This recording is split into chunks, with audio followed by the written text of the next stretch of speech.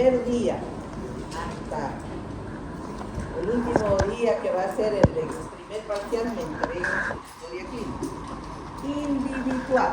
Van a ser grupos de 5, pero cada uno es dueño de lo que uno va a escribir. Y voy a calificar esto. ¿Ya? ¿Está claro? ¿Alguna duda? Porque después dice, doctor, ¿y cómo vamos a hacer la historia clínica? En la práctica les voy a explicar hasta dónde la historia clínica me van a entregar para el primer parcial. Ojo, aquella persona que me entrega una historia clínica completa está aplazado. Me tienen que entregar hasta donde yo les diga, nada más. Toda la parte de examen físico, segmentario, no van a hacer. Solamente todo lo que es anamnesis y la parte general. Hasta ahí van a llegar. Hasta ahí se les está dando. La parte respiratoria va a avanzar, pero no van a ser en las historias todavía, porque todavía no saben. Va a ser cuando llevemos cardiología, ahí van a agregar la parte respiratoria y la parte cardíaca. ¿Está bien? Bueno, en la parte general, después de poner clase de fases, constitución anatómica, posición, lesiones de piel, más abajito comenzamos a poner presión arterial y ponemos la presión que tenga, digamos 120/80, frecuencia cardíaca, como 80 por minuto, temperatura, y ahí comienzo con esto de lo que vamos a avanzar ahora.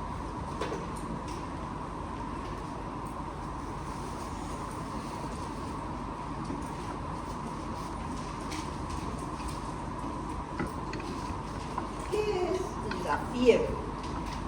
La fiebre es un síndrome, ya hablamos signos y síntomas y síndromes, cuyas características son las alzas térmicas, o sea, que suben más de lo normal. Esa es la fiebre.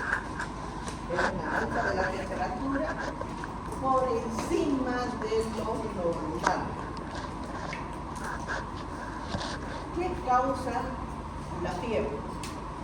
Cuando un paciente viene con fiebre, ya nosotros tenemos que estar pensando que puede ser un proceso infeccioso bacteriano, puede ser un proceso viral, puede ser parasitario o neoplásico, o también puede ser una sepsis por bacteria, ¿no? Entonces, si descarto que no hay bacterias, entonces es viral. Y si descarto que es viral, puede ser parasitario o puede ser una neoplásica. Esas son las etiologías para que tenga fiebre.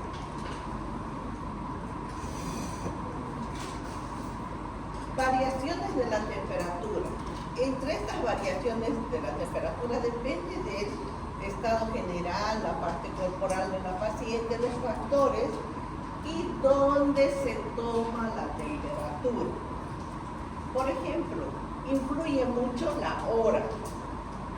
Van a ver cuando vayamos al hospital una hojita donde las enfermeras toman la temperatura en la mañana, en la tarde y en la noche. Entonces, vamos a ver si la hora afecta. Por ejemplo, se dice que la temperatura mínima se encuentra en las mañanas, y máximas en las tardes con una diferencia de 1 grado centígrado. O sea, si en la mañana yo tengo 36, en la tarde puedo tener 37. Y eso es normal. Según la edad, en los lactantes la temperatura es mayor. Es por eso que cuando nace el bebecito, los papás dicen, ay, mi hijo está con fiebre. No está con fiebre, el niño no tiene maduro su término de regulación. Hasta los 5 años. Miren cómo tarda eso de madurar. En cambio, las personas mayores tienen más bien temperaturas bajas. Es por eso que las abuelitas, por ejemplo, Cuando uno va y visita a la abuelita, una tía mayor, ya a esta hora uno está de polera y ellos se ponen para taparse, ¿no? Una espaldita, una chopita delgada. Pero si está haciendo calor, así uno, ellos tienen temperatura. ¿No? Según el sexo, la mujer en la época o los días que va a ovular, va a subir y bajar bruscamente la temperatura. Ya vamos a ver. Y eso se utiliza como un método de planificación familiar natural. Entre las variaciones fisiológicas normales que pueden aumentar la temperatura, cualquier persona normal puede que se aumente la temperatura. ¿Cuándo? Cuando hago ejercicio. Voy y hago calentamiento de aumenta la temperatura. Normal, dejo de hacer, vuelvo a mi normalidad. Durante la digestión, mi mamá hizo una sopa, un segundo, una sopa. Por la mitad de la sopa ya estamos transpirando. Mejor si le ponemos aquí, ¿no? Aumenta la temperatura. También en la introducción de sueros o vacunas.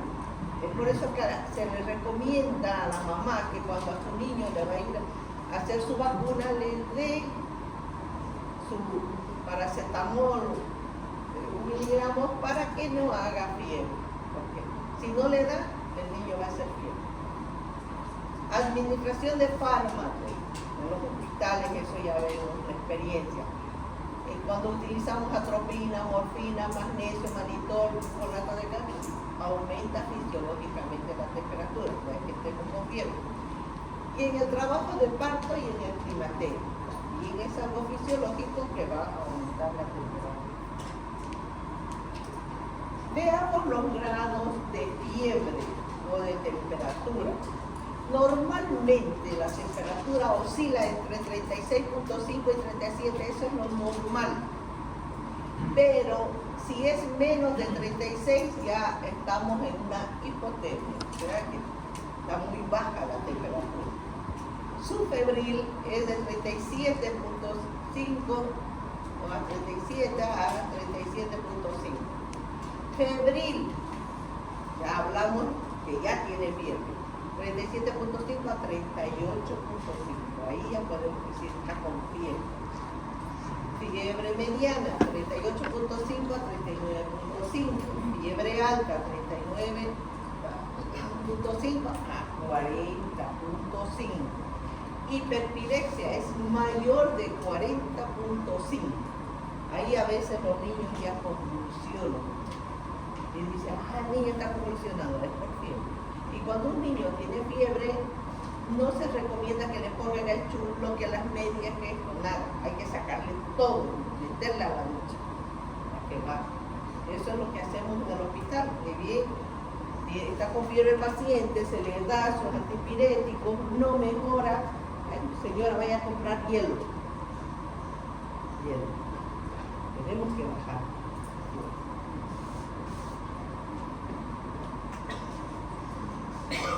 Y allí ahí van a observar los grados de la temperatura según el termómetro que vamos a ir conociendo.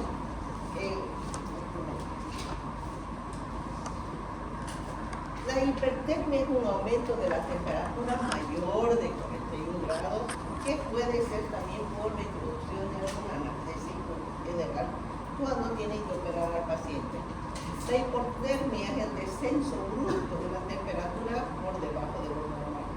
Las febrículas son alzas térmicas moderadas, prolongadas del paciente, que puede ser por una anemia, que haya tenido una astenia, pérdida de peso.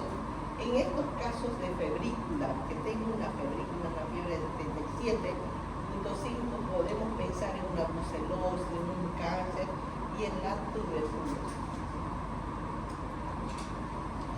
Ahí vemos en los grados de temperatura que utilizamos los famosos termómetros. Hay variedad de termómetros que ya les vamos a mostrar, pero ahí estamos un termómetro de vidrio, que esto tiene, no es redondo, es forma triangular. ¿Para qué? Para poder ver el mercurio, para ver el grado de la temperatura que nos vaya a dar. Tenemos los digitales, 5 minutos y ya está sonando, ¿no? Que vamos a ir viendo. Curvas térmicas. Esto era lo que yo les estaba diciendo, que en todo hospital, clínica o centro médico tienen, cuando se interna un paciente, una hoja de registro de signos vitales. Aquí tenemos la temperatura, la presión arterial, el pulso.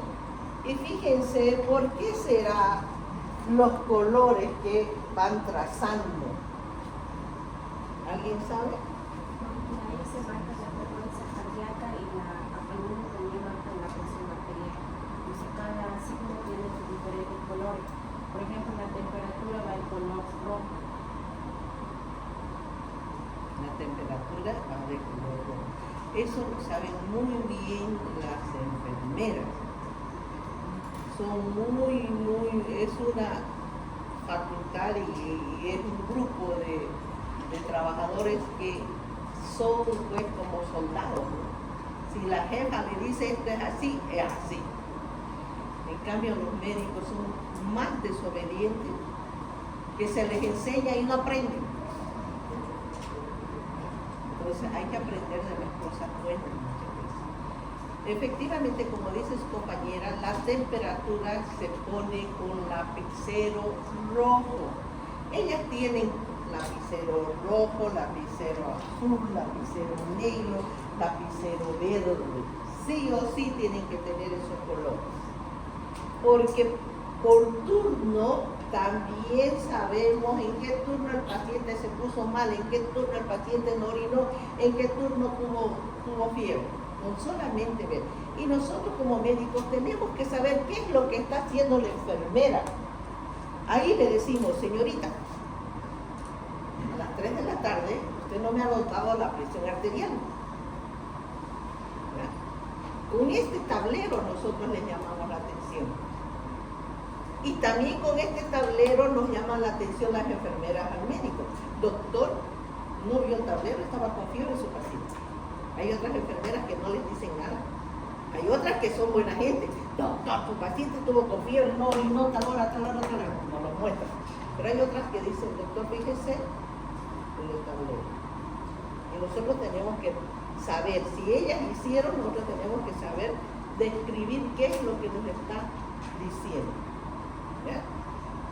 Porque hasta en el juicio, el informe que da enfermería tiene que coincidir con nuestro informe. Porque si no, vamos a llegar. ¿Ya? Si el paciente fallece, digamos, la enfermera vio que falleció a las 2:30, le pone 2:30. Y nosotros vemos a las 2:30, queremos medio avisar primero a la familia y la familia hizo paro, ¿no? A veces eso ocurre con nosotros. Hizo paro el paciente, pero estamos reanimando, y cuando ya, me fijo, la enfermera había puesto 2:30 y yo le estoy avisando recién a las 2:30 que ha hecho un paro y le estamos reanimando. Entonces le voy a poner ¿a qué hora? A las 15 horas. Entonces no coincide lo que puso la enfermera a lo que yo estoy poniendo. Hay problemas en los juicios. ¿Qué pasó en ese tiempo? Entonces uno se tiene que fijar qué está poniendo la enfermera o decirle qué hora ha puesto el óbito. 2:30. No, a esa hora yo recién estaba dando informe. Pongamos algo para las 3. Y ya, doctor, pongamos para las 3. Pero hablemos, hay que hablar. Es nuestro ayudante en el trabajo de la enfermera. Entonces, ahí nos fijamos las curvas que va haciendo.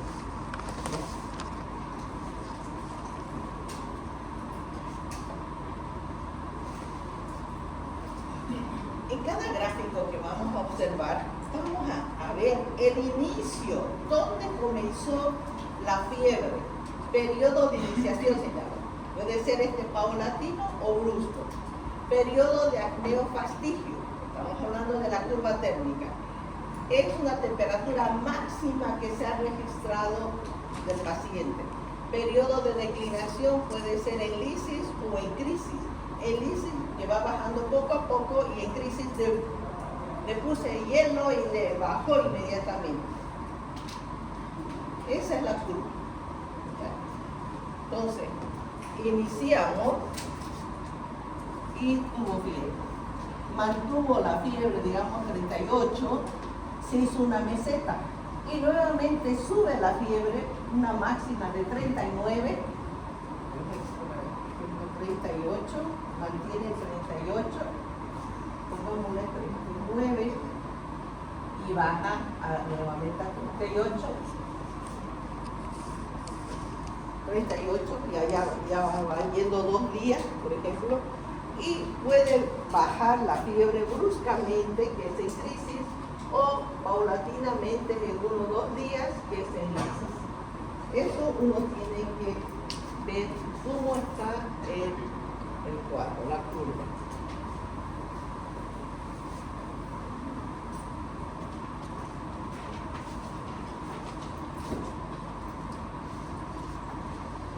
Hablamos de colapso álgico cuando hay una disociación entre la temperatura y el pulso. Se dice que por cada grado de temperatura sube 10 pulsaciones. Entonces, si la temperatura está a 38, entonces le tiene que subir. Eso es lo normal, ¿ya? Pero en este caso, en una peritonitis, en una sepsis, no ocurre eso. Y el pulso va a ir seguido. A ver, vamos a hacerlo al pulso de azul.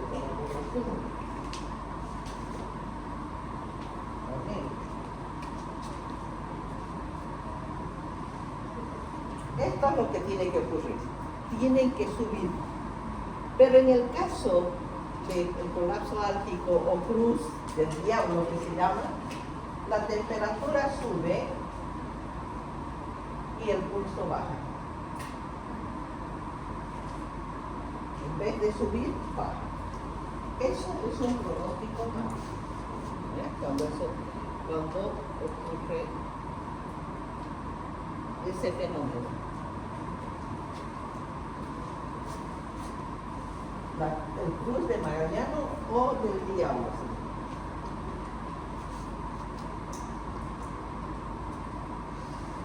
Vamos a ver tipos de curvas térmicas en la fiebre. Entre estos tenemos el remitente. Son variaciones diarias, más de 1 grado centígrado. Encontramos en todas las enfermedades agudas y en las bronconeumonías. Fíjense cómo van las curvas. Sube, baja, sube, tienen su pico o bajamiento. Intermitente, variaciones más de 1 grado centígrado. Entonces encontramos en el paludismo, aquí son fiebres en picos. Recurrente. En esta curva térmica tenemos acceso brusco, tiene un acné de 3 o 4 días, se mantiene la fiebre, miren aquí, mantiene y baja en crisis bruscamente y nuevamente sube y unos 3 o 4 días nuevamente el paciente está con fiebre. Encontramos esto en la tifus o en la brucelosis. Fiebre continua. En esto hay ascensos bruscos, que hay un acné de 2 semanas y descenso en lisis que encontramos en las neumonías. No pasa, todo el tiempo está con fiebre el paciente. Fiebre ondulante. En esto tenemos una subida de la temperatura y baja, sube y baja. Son muy cortos el acné que tiene y el descenso en lisis. Encontramos en la enfermedad de Hodgkin y brucelosis. Fiebre invertida. Aquí tenemos fiebre en las mañanas o en las tardes. Encontramos la tuberculosis y en el cáncer de estómago. Invertido. Fiebre éctica. Son ascensos bruscos y descensos en crisis, con una alternancia, como ven, de remitencia. Encontramos una fiebre en agujas, en la tuberculosis y en la sepsis. Fiebre en dromedario o joroba de camello dice, ¿no? Miren cómo está, hasta el dibujito del animal le ponen, en silla de montar. Encontrábamos en la poliomielitis, ahora con la vacuna casi ha desaparecido, pero hay todavía poliomielitis. Dromedario invertido en la leptospirosis. En estos casos tenemos también fiebre que se llama periodo familiar o mediterráneo. Esta fiebre puede durar horas o días y desaparece paulatinamente. Encontramos en jóvenes judíos con poliartritis. Fiebre indeterminado. ¿Cuándo se habla de fiebre indeterminado? Cuando hay fiebre persistente y no diagnostica. O sea, el médico dice, le hace un hemograma, no le encuentra nada, le hace un proceso viral, no le encuentra nada. Y ahí el médico, ¿y ahora qué le doy? Le está dando para la fiebre, le está dando antibiótico por si acaso, antiinflamatorio por si acaso, y sigue la fiebre. Entonces, en estos casos el médico pone fiebre indeterminada. Puede ser una tuberculosis, pero la tuberculosis se puede diagnosticar. Tenemos que buscar la etiología. Puede ser una neoplasia, un problema de colágeno, pero se ha visto que en pediatría, cuando tienen esa fiebre indeterminada, cuando no tienen diagnóstico etiológico, le preguntan, dependiendo de la edad del hijo, ¿dónde lo llevó el fin de semana? Ah, nos fuimos al río. ¿Por dónde? Se dice que el niño, cuando no conoce el campo, no conoce el río, se asusta. Y supuestamente, al asustarse, queda ahí algo de él. Es por eso que recomiendan las abuelitas y recomiendan las mamás que cuando uno se va de un lugar amplio, lejos, llamar al niño. ¿No es? Si el niño se llama Javier, Javier, vámonos, Javier, vámonos. A mí me pasó una vez, ya grande, ya casada, después de un año nuevo, tenía una prima que tenía la costumbre de ir al río el día siguiente del año nuevo. Fuimos y yo les cuento que tengo alergia al agua fría. Increíblemente, ¿no? Entonces, yo de repente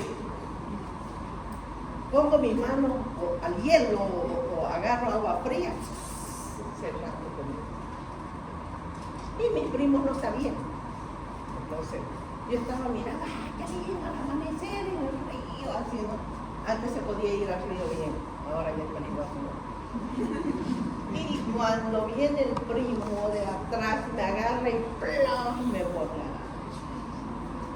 al río. ¡Ay! Yo grité. Y él dice, pero siempre le cuento al agua, ¿no? Y yo tengo alergia al agua, ni un antialérgico me había llevado. Y como el sol estaba saliendo, me metí al auto, cerré todo, que me caliente. Y no podía, todos se asustaron, ¿qué le pasa?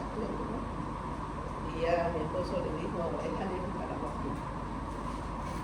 Ay, se sintieron mal. Me pasó con, no te creo. Pero cuando nos estábamos yendo, justo el primo que me hizo eso, venía, vámonos, Casti, vámonos. Y yo estaba en el auto, aquí estoy, Casti, vámonos. ¿Cómo te llamabas? si yo estaba ahí de la... Y había sido por el susto que yo había tenido y cualquier cosa me podía pasar, ¿no? Y no tenía ni antialérgico, estábamos lejos, estábamos por allá por el kilómetro 40, pues cómo salir. Entonces, a eso se habla en la fiebre indeterminada. Catamenial son fiebres de mujeres en los días de su menstruación. Aparece en las mujeres en los días de su menstruación, tienen fiebre. Ahí están las curvas térmicas, los mismos que les he mostrado. Aquí son otras curvas térmicas que van formando. Entonces, ¿qué serían las curvas térmicas?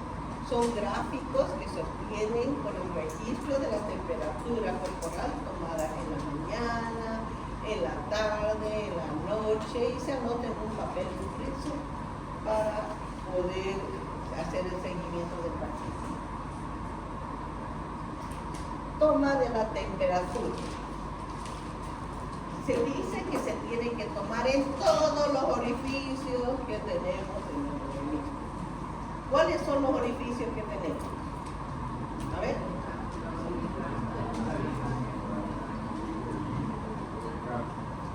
A ver, los chicos. ¿Dónde? ¿Qué más? ¿Qué más?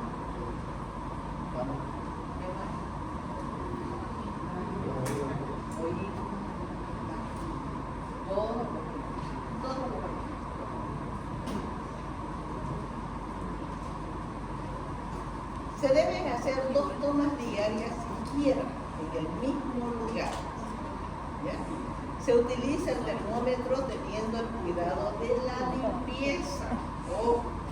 Yo no puedo utilizar un termómetro, le hago auxiliar al paciente y después le meto al otro a la boca, al otro al ano y al otro al este. ¿Qué estamos provocando? Infección. Yo estoy provocando. Tenemos que tener cuidado con la limpieza. Y dejar 5 minutos, si es el termómetro de vidrio. Si es el digital, ya le avisa que ya está tomada la temperatura. Ahí tenemos los más utilizados, los de vidrio, que son baratos, pero se rompen rápido, y los digitálicos, que no sé cuál de esos se van a comprar para enseñar a la clase. ¿Cómo? Cualquiera. Por eso les estoy diciendo, este es barato y este no, pero este se rompe más rápido. Porque no es más que así, o esto es... Era ya. Sí.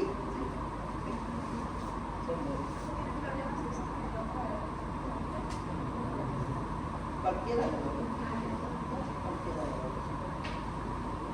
También tenemos, y se ha utilizado en el COVID, cuando uno iba al supermercado y en la frente nos tomaba la temperatura para no acercarse, ¿no? Y uno que está con fiebre, lo que tiene que tener un termómetro en la casa para cuando alguien lo necesite. Ahí están los lugares que se van a tomar: en la boca, axila, recto, vagina, conducto auditivo y pliegue inguinal. En la frente también se puede tomar. Ahora, esto quiero mostrar. Fíjense la diferencia. Tenemos termómetros axilares o bucales, que son los larguitos, un largo, y el rectal es el de abajo, para no dañar la mucosa, porque si yo introduzco esto a la parte rectal, puedo perforar. Entonces siempre hay que fijarse qué clase de termómetro hay. Los internos hacen cada cosa en emergencia, donde después los tratan y los pobres internos parece que se arrepienten de haber estudiado medicina, porque lo que están provocando, imagínense, van a cirugías y todo. Entonces, los doctores parece que ya no quieren saber de ser médicos. Y a veces por falta de conocimiento. Bueno, ahí está, los niños, por más que tengan, las internas dicen, pero el bebé está con chupón, ¿cómo lo voy a poner a la boca? Igual, por un ladito del chupón se le pone el termómetro.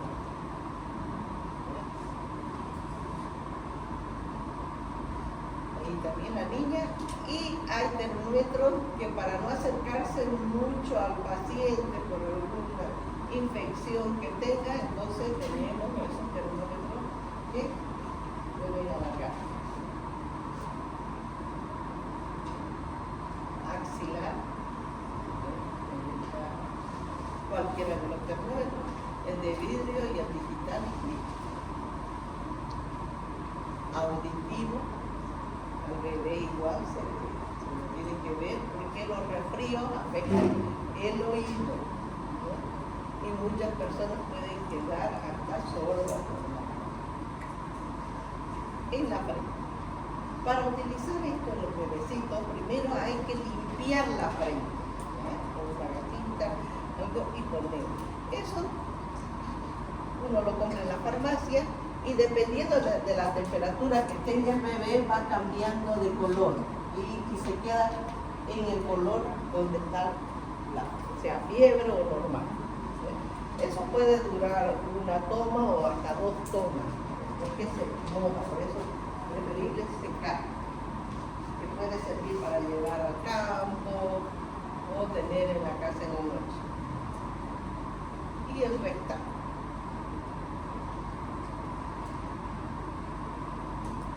Y la temperatura para una planificación familiar es importante cuando la pareja decide tener su niño y no puede, ya están más de 3 años, 4 años, 5 años, y bueno, y ahí viene ya el conflicto familiar, ¿no? Porque a veces van de paseo, ellos deciden no tener, pero cuando van a visitar a la tía, a la suegra, ¿y cuándo ustedes? Es que son flojos, ¿no? Y psicológicamente la pareja comienza a tener problemas. ¿Ya? Cuando ustedes tengan algún familiar que no tienen hijos, es mejor tenerse. Es mejor no dañar, porque esas cosas duelen.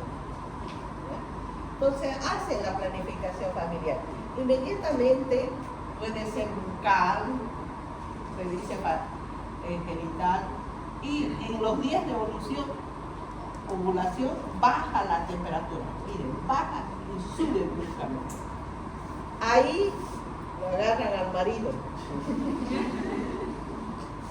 Si es que el marido está bien también, porque hay maridos que también están mal y de modo hacer tratamiento.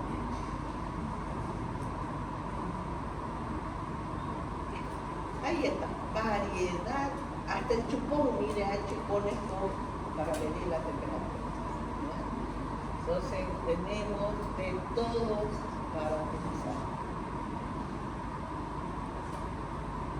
Ahí está en la época del COVID. Y los animalitos tampoco. Cuando uno lo lleva a su gato, a su perro, al veterinario, lo primero el termómetro, ¡sabe! Atrás le ponemos la boca. Hago para un lado porque da pena, ¿no? El perrito ahí, ¿verdad?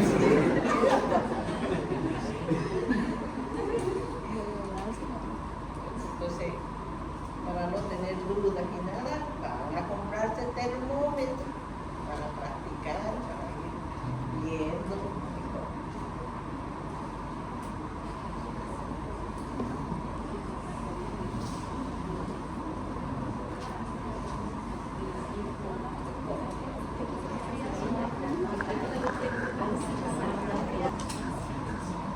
Era el estado de nutrición. A un principio habíamos visto el estado general del paciente. Eso depende del estado de nutrición, el peso, ¿no? Va a cambiar según el sexo, la talla, el hábito, la raza. Vamos a ver el peso teórico y una fórmula que peso total es talla más 100 supuestamente. este estado de nutrición, por ejemplo, el recién nacido normalmente debe pesar 3 kilos 500 gramos. Ese es el peso ideal al nacer. Hay niños que nacen de 4, 4,500, o niños que nacen hasta de 2, 2,500, 2,500, los prematuros, ¿no? Pero lo ideal es 3,500. Ese peso de 3,500 a los 6 meses se va a duplicar. O sea, a los 6 meses, ¿cuánto tiene que pesar? Y al año se triplica. ¿Cuánto tendría que pesar al año?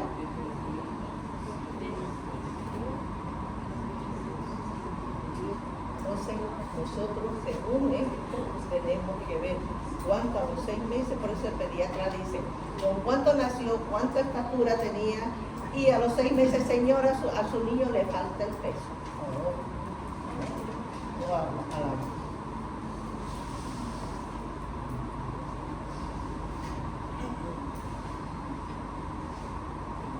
Entonces el peso normal normalmente se supera o puede ser inferior a 15% del peso total, se puede tolerar.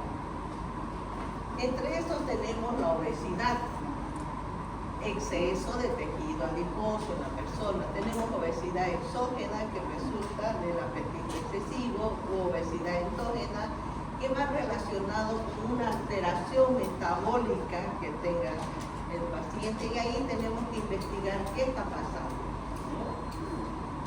Si hay una diabetes.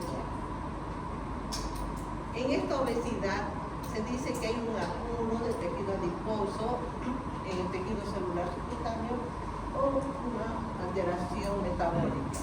Hay una obesidad androide, que se acumula ese tejido adiposo en las partes superiores del cuerpo. Normalmente esa obesidad lo tienen los varones. Hay obesidad del varón, realmente. En la mujer,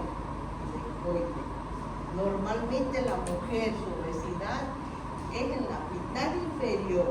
O sea, a nosotros nos tiene que crecer las caderas, ¿no? Imagínense, la mujer hasta gordita es gordita. Pero si en el varón eso ocurre, hay obesidad más en las partes de las caderas, hay una hipofunción gonadal en el varón. Ahí tenemos que ver. Esa es la obesidad normalmente en la mujer, en los brazos y la parte bonita, gordita y hermosa. Sigue siendo la mujer de México.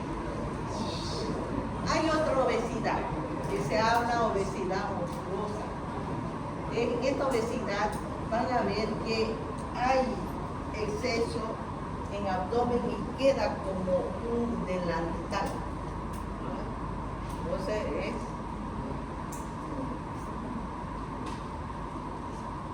ahí está la obesidad. Ahí tenemos acá un colega que está haciendo la cirugía bariátrica. Está gratis, así en un tiempo. A hartas personas que querían adelgazar.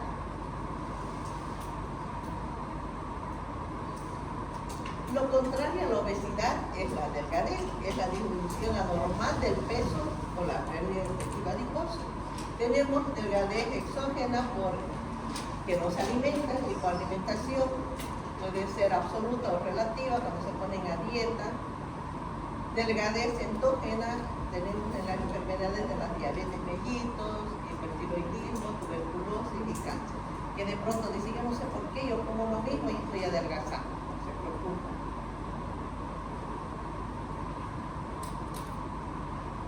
Ahí tenemos a las modelos. De ya las modelos mínimo menos máximo que tienen que pesar es 50 a pesar de la estatura de un 80 y todo, pues se les obligan a ser delgadas para que la ropa les quede hermosísimo, ¿no?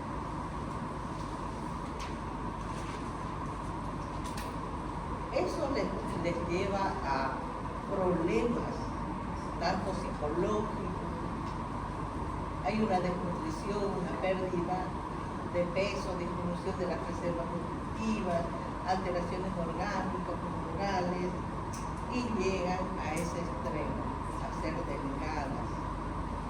Porque todo lo que comen llegan en la noche, tienen que vomitar porque ellos no tienen que engordar. Y si se ven en el espejo, se ven gordas, que tienen miedo que los boten. Entonces llegan a una caquencia, que eso significa un estado malo.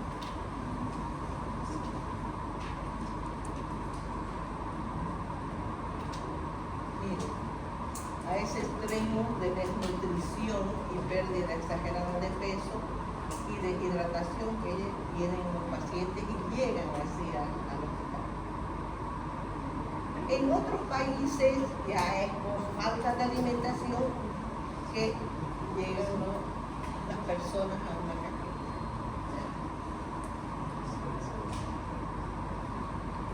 En cuestión de la talla, tenemos una talla normal, y entre esos tenemos los altos y los bajos, los enanos o gigantes. La estatura media, supuestamente, en el hombre es de 1,60 y en las mujeres 1,54.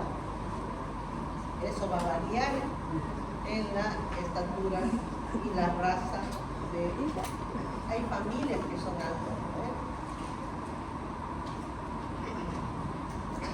Bueno, cuando vayamos un poquito más adelante se dice, ¿cómo voy a saber que esa persona qué estatura va a tener? Hay muchos pediatras que le sacan una placa radiográfica de la tibia, del peroné, del fémur, de la mano, y te dicen, bueno, vas a crecer, pero vas a ser de tanto, más o menos, va a ser tu estatura. ¿Ya? También hay otros autores que dicen que van sumando, ¿no?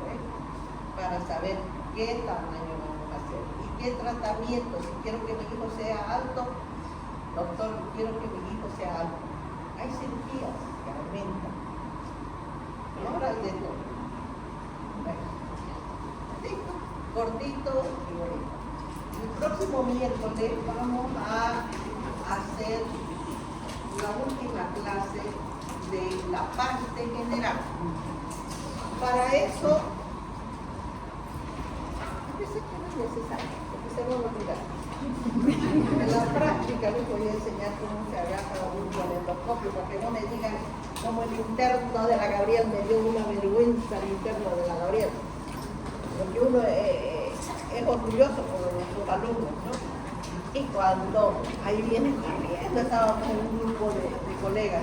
Doctora, ¿cómo va que estás alegre? ¿No te trataron hoy? No, aprendí algo bueno. Utilizar el endoscopio, doctora. Y los otros. Ya, cuando estemos en la práctica les voy a decir el que había aprendido. Bueno, nos vemos el miércoles con él, porque después es semana.